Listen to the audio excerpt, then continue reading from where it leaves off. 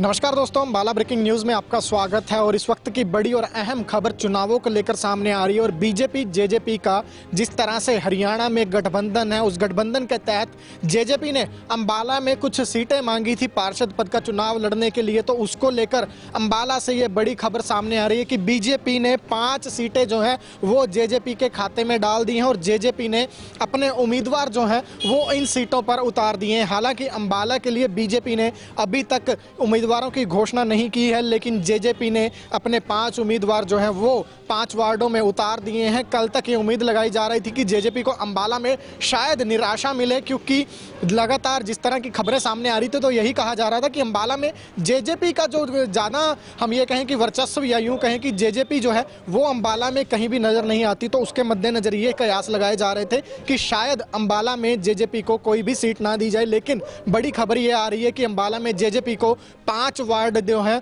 BJP ने दे दिए हैं। कौन कौन से वार्ड हैं वो मैं एक बार आपको बता देता हूं कि वार्ड नंबर 10, 11, 14, 18 और 20, इन 5 वार्डों में रिपीट मैं कर देता हूं कि 10, 11, 14, 18 और 20 ये वो 5 वार्ड हैं जहां पर जेजेपी के जो लीडर हैं, जेजेपी के उम्मीदवार जो हैं वो पार्षद पद के लिए चुनाव लड़ते हुए नजर आएंगे। किन किन को इन वार्डों में उतारा गया है वो भी मैं आपको जानकारी दे दूं कि वार्ड नंबर 10 में सुखजीत सिंह है, जेजेपी के मेंबर हैं, उन्हें उतारा गया है। उन पर कहीं ना कहीं दांव खेला है जेजेपी ने। उसके साथ साथ वार्ड नंबर 11 की अगर बात करें तो 11 में गीता रानी जो है उन्हें चुनाव लड़वाया जाएगा। उसके साथ साथ वार्ड नंबर 14 ममता रानी लड़ेंगी, वार्ड नंबर 18 में कुलदीप सिंह और वार्ड नंबर 20 से प्रीति को चुनावी मैदान में उतारा गया है। तो कहीं ना कहीं जो 2 पुरुष कैंडिडेट और 3 जो महिलाएं हैं उन पर जेजेपी ने दांव खेला है, उन्हें मैदान में उतारा गया है। कितना ये जेजेपी और बीजेपी के गठबंधन का फैसला सही साबित होगा ये 27 के बाद जब 30 को मतगणना होगी तभी पता चल पाएगा। लेकिन फिलहाल जेजेपी और बीजेपी ने कहीं ना कहीं गठबंधन धर्म जो है